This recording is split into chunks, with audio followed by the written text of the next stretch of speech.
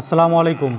আমরা যারা গরু পালন করি তাদের মনে একটা প্রশ্ন প্রায় আসে, সকালে মাঠে ঘাস খাওয়াতে নিয়ে যাওয়ার আগে গরুকে গোসল করালে ভালো নাকি এতে ক্ষতি হতে পারে। অনেকেই মনে করেন সকালে গোসল করালে শরীর ঠান্ডা থাকে, আবার অনেকেই ভাবেন এতে ঠান্ডা লেগে যেতে পারে। আসলে সঠিক তথ্য কী? চলুন জেনে নেই সঠিক তথ্য কী। প্রথমে আসি সুবিধার কথাই। সকালে মিষ্টি রোদ ওঠার পর গরুকে গোসল করালে কিছু দারুণ লাভ হয়। প্রথম, অলসতা দূর হয়, রক্ত সঞ্চালন বাড়ে, মশা মাছির উপদ্রব থেকে অনেকটাই রক্ষা পায়। সারা রাত গোয়ালে থাকার পর সকালে গোসল করালে গরুর শরীরের অলসতা কেটে যায়, শরীর সতেজ হয় এবং মাঠে গিয়ে সে আগ্রহ নিয়ে ঘাস খায়। দ্বিতীয়, ঠান্ডা পানিতে গোসল করানোর ফলে গরুর শরীরের রক্ত চলাচল ভালো হয় বা তার সামগ্রিক স্বাস্থ্য ও হজম বাড়তে সাহায্য করে।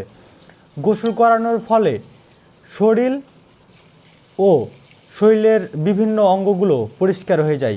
ময়লা এবং দুর্গন্ধ পরিষ্কার হওয়ার কারণে মশামাছি এবং পোকামাকড়ের উপদ্রব কমে যায়।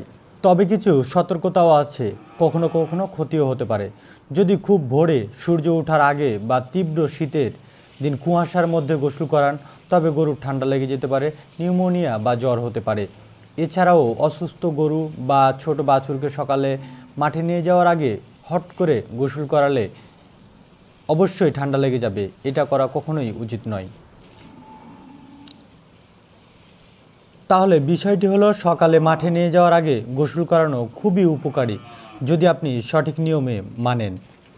খুব ভোরবেলা গোসল না করিয়ে সকালে 7টা বা 8টা বা 9টার দিকে গোসল করালেন, হালকা মিষ্টি রোদ ওঠার পরে।